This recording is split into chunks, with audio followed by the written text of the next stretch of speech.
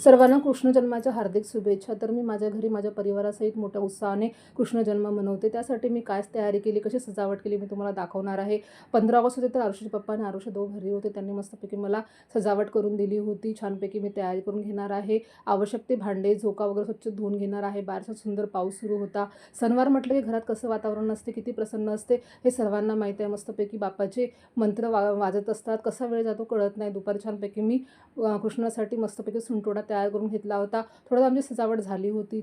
एका ताटामध्ये मस्तपैकी मी सर्व तयारी काढून घेणार आहे. फुलं, दुर्वा, 2 समया लावून घेतल्या, झोका स्वच्छ धुवून घेतला. ताटामध्ये बालगोपाल कृष्णाची मूर्ती ठेवली, गणपतीची मूर्ती ठेवली, हळद, कुंकू, अक्षदा, तुपाचा दिवा, पाणी, पंचामृत, कापूर सोबतच घेतलेला आहे. मी मस्तपैकी धूपबत्ती, सुगंधित धूपबत्ती घेतलेली आहे, गुलाल, सुगंधित अत्तर, नंतर कृष्णाला आवडणारे दही, दूध, तूप, लोणी काढून घेतलेली आहे वेगवेगळ्या वाट्यामध्ये.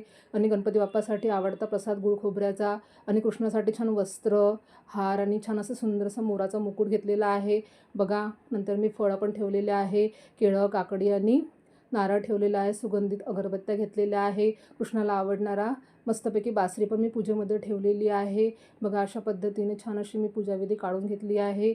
कुठलीही गडबड झाली नाही पाहिजे. मी छान अशी सामग्री काढून घेतलेली आहे. एका सुंदरशा वाटीमध्ये मी सुंटोडा काढून घेतला होता बघा. अशी पूजाविधी काढल्यानंतर मी ज्या ठिकाणी पूजाची मांडणी करणार आहे त्याच ठिकाणी सुंदरशी छोटीशी रांग काढून घेतलेली आहे मी बघा.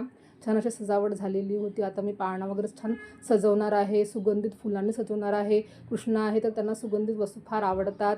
नंतर माझ्याकडे मूर्ती होती कृष्णाची, माखन खाताना मी ती पण ठेवलेली आहे. गाईगोरं ठेवलेलं आहे. 2 समया छान लावून घेतलेल्या आहे आणि सुगंधित फुलांनी मस्तपैकी मी पाळणा सजवून घेणार आहे बघा. अशा पद्धतीने साईडला मस्त प्रसाद ठेवलेला आहे मी. त्यावर मी तुळशीपत्र पण ठेवलेलं आहे, शंख पण ठेवलेला आहे. हे सर्व गोष्टी कृष्णाला आवडणाऱ्या आहे जे मी ठेवलेल्या आहे. साध्या सोप्या मनाने मी बाप्पाची सेवा करत असते बघा. त्यामुळे छान अशी गादी टाकलेली आहे छोटीशी आणि त्याला एक रस्सी बांधलेली आहे. जेव्हा झोका देईल तेव्हा मी ते हलवेल बघा. अशा पद्धतीने मी छान अशी सजावट करून घेतलेली आहे. जेव्हा पूजाविधी होईल तेव्हा पूर्ण सजावट होईल ते व्हिडिओ मी लगेच टाकणार आहे. तर तुम्हाला माझी आजची सजावट कशी वाटली कमेंट करून मला नक्की सांगा.